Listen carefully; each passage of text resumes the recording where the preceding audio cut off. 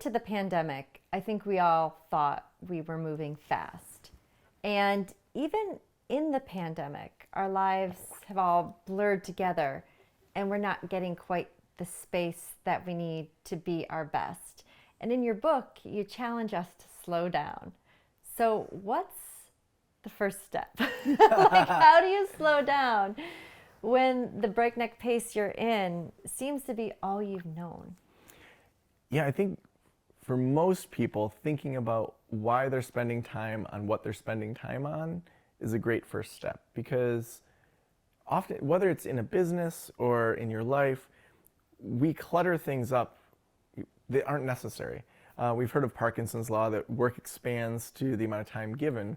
But the other side of Parkinson's Law is he observed how over time there's bloating that occurs, especially he was evaluating the military and just like layer upon layer of just red tape and getting through things. And that happens in our lives too, where we just keep doing things because we've done them. And so that could be friendships. I've always been friends with this person. Well, is that friend, do you leave feeling good about yourself, or do you do it more out of obligation? And so in order to slow down, I think we first have to just look at, like, what's the reality of the situation here? What all is going on? What's completely necessary? Because there will be times in life that it's just busier. I remember when my mom was in the hospital. Every day I was going to go visit her in the hospital. There's no way I was going to miss that. I was working all day long. I had kids. It was just a busy time. It was a chapter.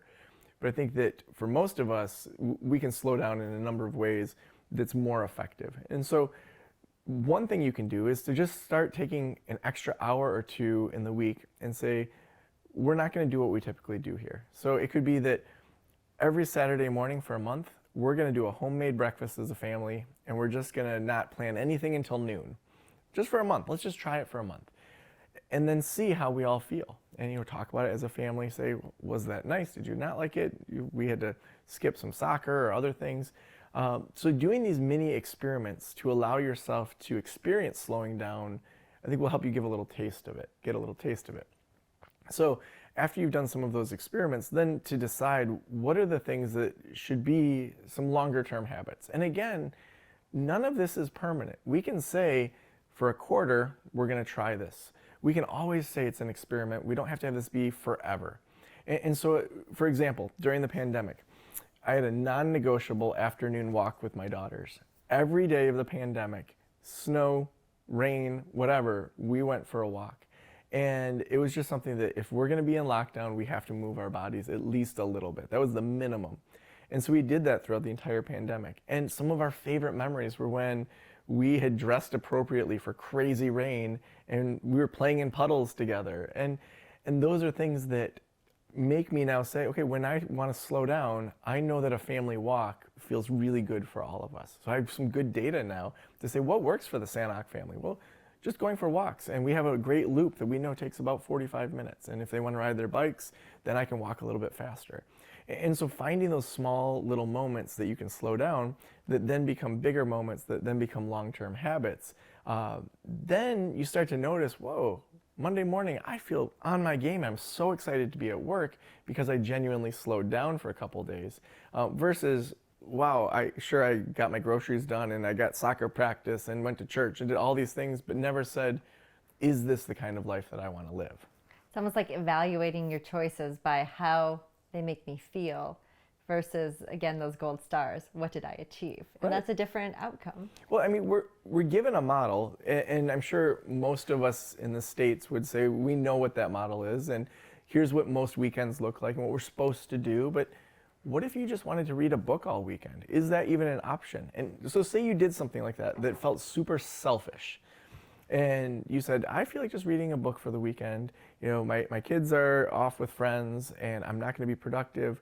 What would it do inside of you to know that there's laundry to be done, there's a lawn to be mowed, there's food to be prepped, and I'm going to still sit and read a book for a whole weekend? Like for most achiever types, it's like, I'm getting anxiety right now. I was hoping I would get you a little anxious. But it's like, what does it take to allow ourselves to say, this feels good, this is what I want to do for this weekend, it's not harming anyone, and what will it take for me to let go of maybe the perfection that I've held myself to for so long? Is that perfection serving us? And it may be. I like having a clean house. I feel like my life is better when my house is relatively clean. My kids' mental health and my own is better when there's not a bunch of clutter. So for me, that's a priority. Every night we do a quick blitz. It takes 5 minutes because we do it every night.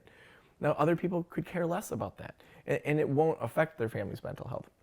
So being able to figure out why we do specific things. So years ago, I realized I hate mowing the lawn.